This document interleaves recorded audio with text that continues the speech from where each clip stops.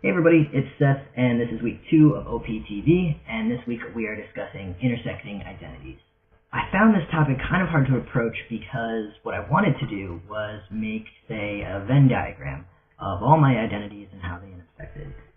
But what I also found was that there was this new concept that's entered my life, which is living as stealth as a transgender individual in society, and that kind of has made me want to break this down before I even begin into self-defined identity and perceived identity, even though most people would stop at, say, self-defined. So when I, go through a list of what people would consider identities, which usually includes gender orientation, sexual orientation, and cultural orientation, I identify as transgender, Caucasian, I'm first generation American because my parents are European, atheist, liberal, feminist, sex positive, queer. So there's also how I'm perceived in different spaces, and this can be gay, this could be straight, transgender, cisgender, and so on and so forth. And this also has to do with location, whether or not I'm in a queer or a not queer space. What I find really fascinating about the process of transitioning is that I didn't identify as a female, and I realized that. But I also had to come to terms with what it meant to identify as a male and a white male and potentially a straight male based on how people perceive me. So those three things come with a lot of privilege, and it really took having some deep conversations with different people in my life to understand what kind of a male I was going to be. And what's been really important for me is just making sure that I'm aware of that at all times, and to become an ally to different communities.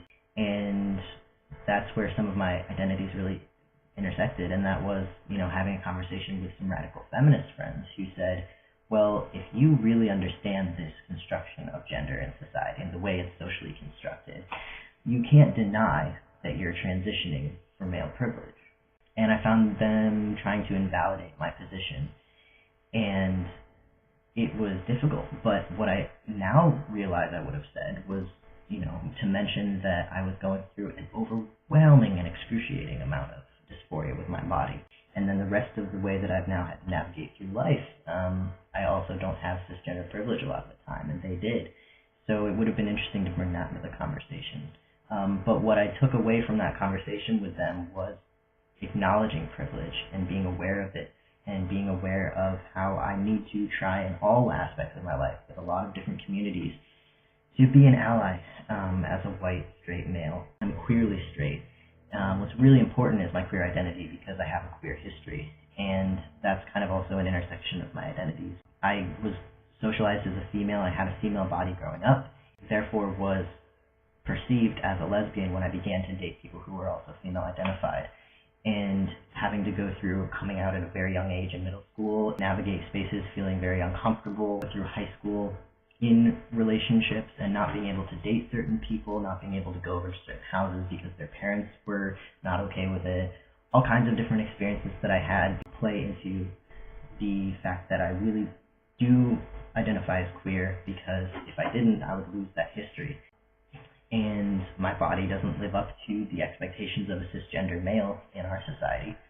However, I have dated people who mostly identify as straight, so identifying as queer is really important.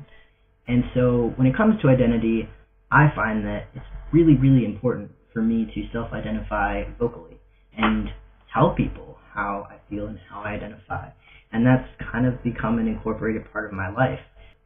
I end up slipping it in to conversations that I'm transgender and that I'm queer and this, that, and the other, because I think that some of those can be rendered invisible. When I began this transition, I wanted to eventually live as a stealth individual, but now I find myself outing myself all the time. And I think it's really cool to just see how when you transition, you can experience all different kinds of perception from other people, and also the ability to really figure out who you are and define yourself however you want. So